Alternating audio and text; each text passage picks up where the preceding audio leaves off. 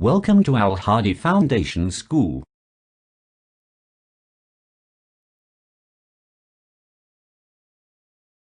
बिस्मिल्लाहिर्रहमानिर्रहीम। अस्सलाम वालेकुम। अपनी किताब का सफ़ा 120 खोलें। यूनिट नंबर 5 है और सबक नंबर भी 5 है। सबक का नाम है अरब बच्चे। ये कहानी एक बच्चे के बारे में है जो कि अरब का रहने वाला है और सहरा के सफ़र का बहुत शौकीन था। उसके वालिद ताजर थे और उन्होंने अपने वालिद के साथ सफ़र किया, लेकिन दौरान सफ़र तूफ़ान आ गया जिसकी वजह से बहुत वो बच्चा भी डर गया, सहम गया और उसने तौबा की कि अब दोबारा कभी भी मैं सहरा के सफ़र के लिए नहीं कहूँगा।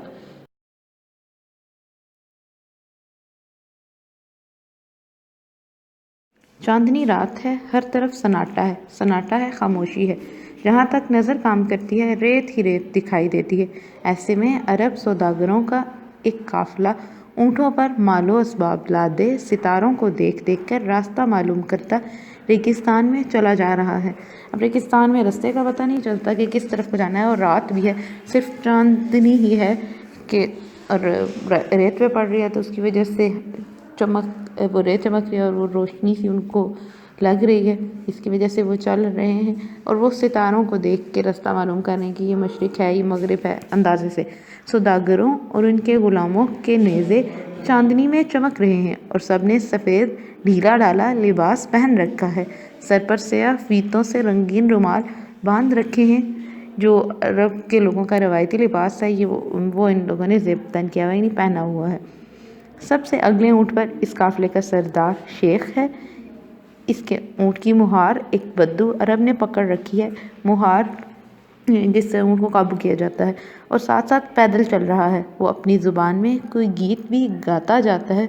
सब ऊँट इसकी आवाज़ पर मस्त मालूम होते हैं और आप से आप इसके पीछे चले आते हैं, निकतार दर कितार उसके पीछे पीछे आ रहे हैं।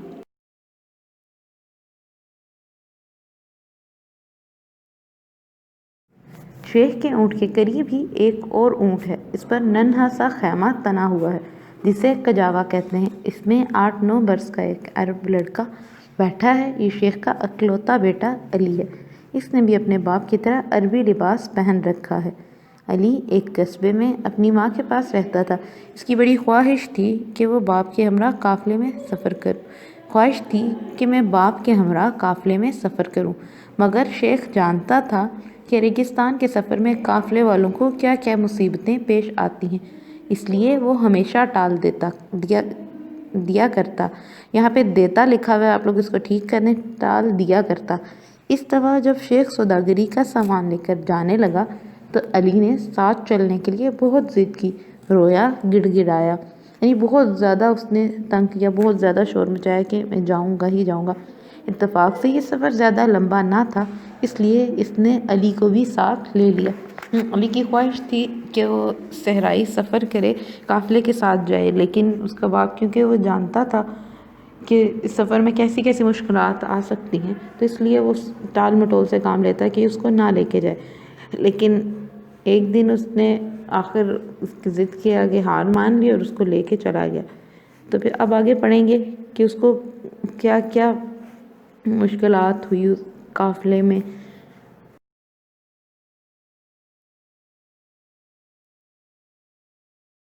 इस वक्त अली कजावे में बैठा बड़े शौक़ से आसपास के नज़ारे देख रहा है। रेत के ऊंचे ऊंचे टेलों पर चांदनी अजब बहार दिखा रही है। ऊँट के चलने से हिचकोरे लगते तो इसे ऐसा मालूम होता है जैसे झूले में बैठा है।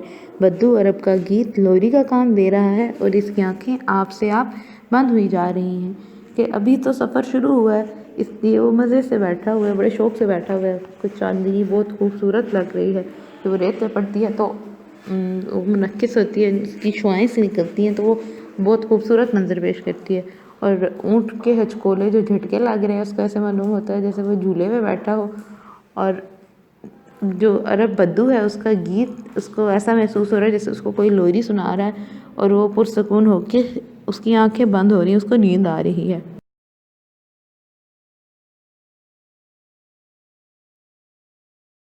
एकाएकी बद्दू चलते चलते ठहर गया। एकाएकी एकदम से इसका ठहरना था कि सारा काफिला रुक गया। बद्दू गौर से एक तरफ देख रहा था। शेख ने पूछा, حمزہ کیا بات ہے؟ بدو نے زبان سے تو کچھ نہ کہا، انگلی سے ایک طرف اشارہ کر دیا۔ شیخ غور سے اس طرف دیکھنے لگا۔ دور سے چاندنی میں سے کچھ سائے سے ہلتے نظر آئے۔ انہیں دیکھ کر شیخ گھبرا سا گیا۔ یہ ڈاکو تھے۔ گو شیخ کے ساتھ کافی آدمی تھے۔ وہ خود بھی بہادر تھا اور ڈاکوؤں کا مقابلہ آسانی سے کر سکتا تھا، لیکن اسے علی کی فکر تھی کہ کہیں لڑائی میں اسے صدمہ نہ پہنچ جائے۔ چنانچہ اس نے حکم دیا کہ سب لوگ چپ چاپ کھڑے رہیں۔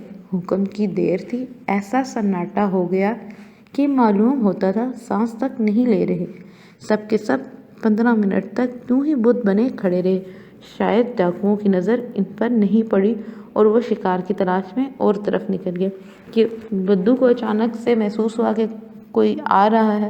اسے پتہ چلا کہ ڈاکو ہیں، تو ان کو یہ خدشہ ہوا کہ ڈاکو ان کو لوٹ بھی سکتے ہیں، ان کو نقصان بھی پہنچا سکتے ہیں، اور ہو سکتا ہے کہ اس واقعے کا علی کے اوپر یا علی پر برا اثر پڑے۔ تو اس لیے شیخ نے سب کو خاموش رہنے کا اشارہ کیا کہ سب خاموش ہو جائیں تاکہ ڈاکوؤں کو کوئی آہٹ سنائی نہ دے۔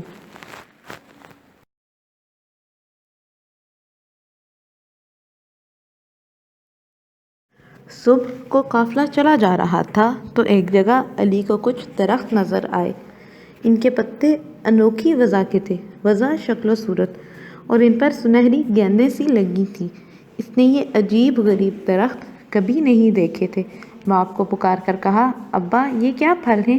یہ نہ تو نارنگیاں ہیں، نارنگیاں مالٹے، نہ یہ مالٹے ہیں، نہ لیموں، نہ انار، پھر ہیں کیا؟ شیخ نے اپنے ایک غلام کو اشارہ کیا۔ وہ جھٹ 3-4 پھل توڑ لایا۔ علی نے خوشی خوشی ایک پھل کو کاٹا تو اس کے اندر سے راکھ کے رنگ کی مٹی نکلی۔ یہ دیکھ کر شیخ نے کہکا لگایا اور کہا، دیکھا یہ ہے نتیجہ ظاہری شکل و صورت پر بھول جانے کا۔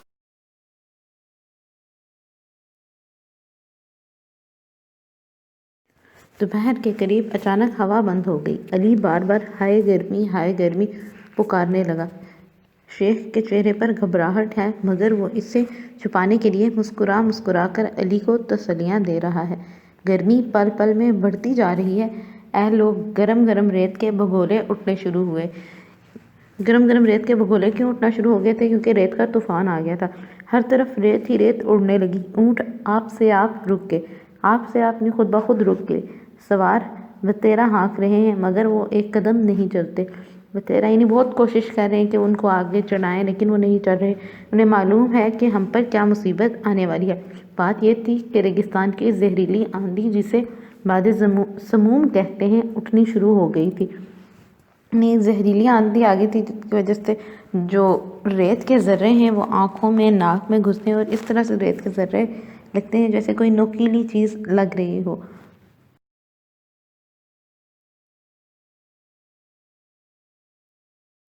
شیخ نے فوراً حکم دیا کہ اسی وقت سب اونٹوں کو گھٹنوں کے بل بٹھا دیا جائے اور ان پر سے تمام اسباب اتار لیا جائے۔ اسباب، وہ سامان جو تجارت کے لیے لے کے آ رہے تھے، وہ اتارنے کا شیخ نے حکم دیا۔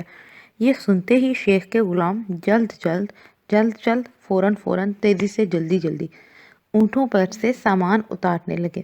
ریشمی کپڑوں کے تھان، قہوہ اور کھجور کے بورے، گٹھڑیاں جن میں سونے چاندی کے زیور، جواہرات، ہاتھی دانت کے کھلونے، شتر مرغ کے پر، خوشبودار مسالے اور ایسی ہی سوداگری کی اور چیزیں تھیں، سب اتار لی گئیں اور ریت پر ان کا ایک بہت اونچا ڈھیر لگا دیا گیا۔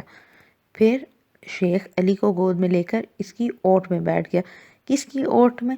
جو ڈھیر لگا تھا اس کی اوٹ میں ہو کے بیٹھ گیا، اور علی کو اسے اپنی چادر میں چھپا لیا۔ کس کو چھپا لیا تھا؟ علی کو اپنی چادر میں چھپا لیا تھا تاکہ اس کو ریت سے بچا سکے۔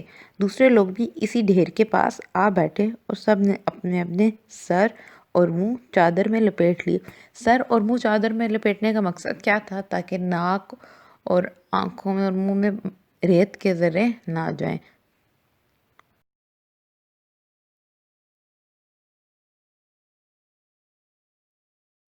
بے زبان اونٹوں نے خود بخود اپنی گردنیں ریت پر پھیلا دی اور اپنی آنکھوں اور نتنوں کو بند کر دیا تاکہ گرم ریت کے ذرے اندر نہ گھسنے پائیں۔ اونٹ چونکہ صحرائی جہاز کھلاتا ہے اور وہ صحرا کا ہی سفر کرتا ہے، تو اس لیے اس کو وہاں کی مشکلات کا اندازہ ہوتا ہے۔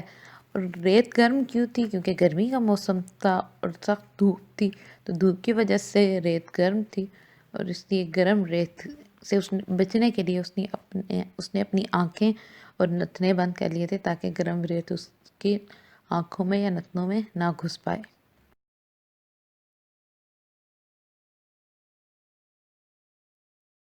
صفحہ 122 پیج 122 پہ آ جائیں۔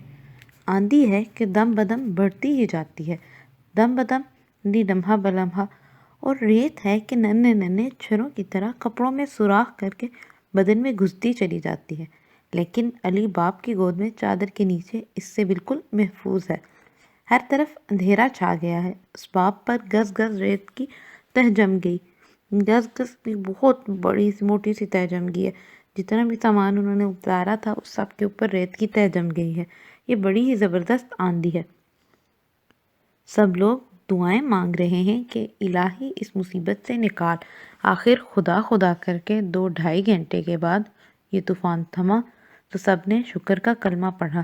علی نے باپ کی گود سے نکل کر ادھر ادھر نگاہ ڈالی تو حیران رہ گیا۔ باپ سے پوچھنے لگا، ابا یہ وہی جگہ ہے جہاں ہم اترے تھے؟ کیونکہ اس جگہ کا بالکل نقشہ ہی بدل گیا تھا کہ جو پہلے میدان لگتی تھی جگہ، اب وہاں پر ریت کے ٹیلے جمع ہیں، اور جہاں پر ریت کے ٹیلے تھے وہ بالکل میدان سا بن گیا تھا۔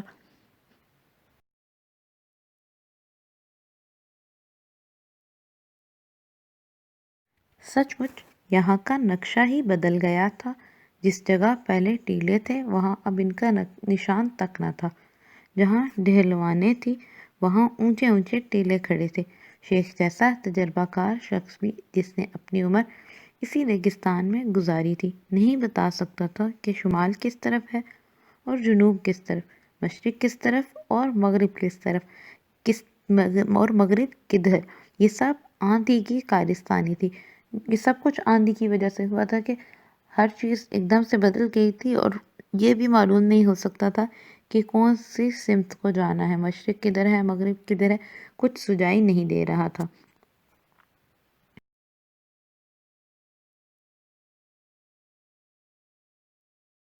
نئی مصیبت یہ پڑی کہ اونٹوں پر سے سامان اتارنے کی افراتفری میں جلدی میں پانی کے مشکیزوں کے منہ کھل گئے تھے اور سارا پانی ریت پر گر کر ضائع ہو گیا تھا۔ گو نخلستان یہاں سے قریب ہی تھا، مگر شیخ آندھی کی وجہ سے راستہ بھول چکا تھا۔ نخلستان کہتے ہیں کہ صحرا میں وہ تھوڑی سی جگہ ہے جہاں پر پانی اور سبزہ موجود ہوتا ہے۔ اب ایک اور مصیبت ان پہ آن پڑی کہ جلدی جلدی میں اونٹوں سے جب وہ اتار رہے تھے سامان، تو مشکیزہ ہوتا ہے ایک چمڑے کا ہوتا ہے، چمڑے کا برتن کی طرح ہی کہہ لیں، اس کے اندر پانی رکھا جاتا ہے، پانی محفوظ کیا جاتا ہے، اس میں پانی گرتا نہیں ہے، کیونکہ اس کا منہ کھل گیا تھا تو جس کی وجہ سے سارا پانی گر کر ضائع ہو گیا۔ اب ان سب کو پیاس لگ رہی ہے، ان کو پانی چاہیے، لیکن پانی ان کو کہیں نہیں مل رہا تھا۔ شیخ خود تو وہیں ٹھہرا اور اپنے غلاموں کو اونٹ دے کر چاروں طرف دوڑایا کہ جا کر رستہ معلوم کرو، اور کوئی اور قافلہ ادھر سے گزر رہا ہو تو اس سے پانی لاؤ۔ پیاس کے مارے سب کے حلق سوکھ رہے تھے، حلق گلے، اور پھر علی تو بچہ ہی تھا، تھوڑی ہی دیر میں پانی کے بغیر اس کی حالت بری ہونے لگی، پانی پانی کی رٹ لگانے لگا۔ شیخ بیٹے کی حالت دیکھ کر کڑھتا اور اسے تسلی دیتا کہ بیٹا صبر کرو، پانی ابھی آیا ہی چاہتا ہے، ابھی پانی آ رہا ہے، کیونکہ اس کے غلام گئے ہوئے تھے تو اس کو تسلی تھی کہ وہ کہیں نہ کہیں سے پانی لے ہی آئیں گے۔ علی یہ سن کر پل بھر کو چپ ہو جاتا، مگر جب آس پاس سے کسی کو آتا نہ دیکھتا تو پھر وہی رٹ لگانے لگتا۔ اسے کچھ حرارت ہو گئی تھی، بخار ہو گیا تھا، اور آنکھیں بھی سرخ ہو رہی تھی۔ یکا یک اچانک اس نے چلا کر کہا، آہا ابا، وہ دیکھو سامنے دریا لہریں مار رہا ہے، میں وہاں جاؤں گا۔ شیخ نے کہا، بیٹا یہ دریا نہیں ہے، تمہاری نظر دھوکہ کھا رہی ہے۔ ریگستان میں کسی کو سخت پیاس لگے تو اسے دھوکہ ہو جاتا ہے، مگر جب قریب پہنچ کر دیکھتے ہیں تو ریت کے سوا کچھ نہیں ہوتا۔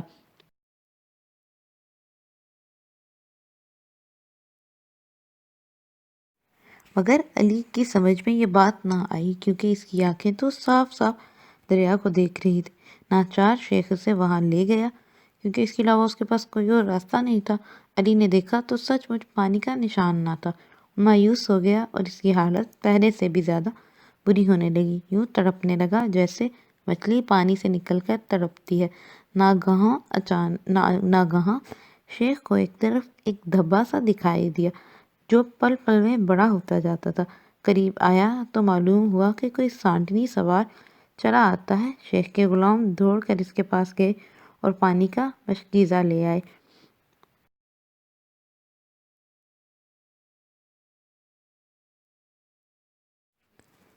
اس عرصے میں علی بے ہوش ہو چکا تھا۔ شیخ نے اس کا منہ کھول کر پانی کی بوندیں اس کے حلق میں ٹپکائیں تو اسے کچھ ہوش آیا، لیکن پانی پیتے ہی وہ سو گیا۔